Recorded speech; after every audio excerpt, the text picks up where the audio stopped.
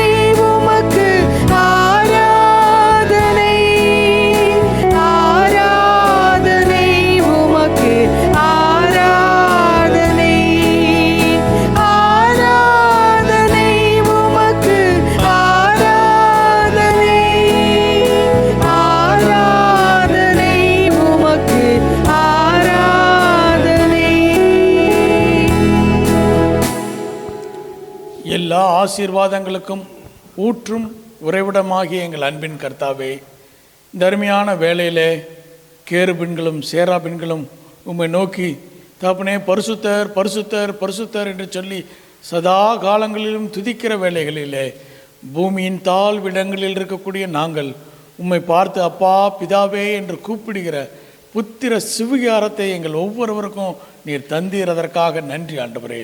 இந்த வேளையிலும் தகப்பனே நாங்கள் உம்மை புகழ்ந்து ஆராதிக்க உம்முடைய நாமத்திற்கு மகிமை செலுத்த ஒரு சிறு கூட்டமாய் இணைந்து இந்த அருமையான கர்த்தருடைய நாளிலே கர்த்தருடைய பிள்ளைகளாய் நாங்கள் வந்திருக்கிறோம் ஆண்டவரே. எங்களுடைய ஆலய ஆராதனையை உம்முடைய கருத்துக்குள்ளாக ஒப்புக் கொடுக்கிறோம்.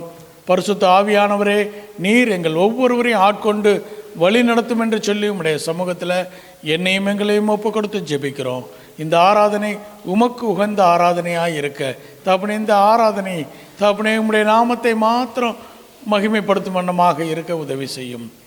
இந்த நாளிலும் உம்முடைய சமூகத்தில் இந்த ஆராதனையை ஒப்புக் கொடுக்கிறோம். நீர் பொறுப்படுத்தி கொண்டு எங்களை வழி நடத்தும் என்று சொல்லி உம்முடைய சமூகத்தில் எங்களை தாழ்த்தி ஒப்புக் கொடுக்கிறோம். எல்லா துதி கன மகிமை உமக்கே செலுத்துகிறோம். இயேசு கிறிஸ்து என்ற உன்னதமான நாமத்தினாலே மன்றாடி ஜெபிக்கிறோம் எங்கள் ஜீவனுள்ள நல்ல பிதாவே. ஆமேன் ஆமேன்.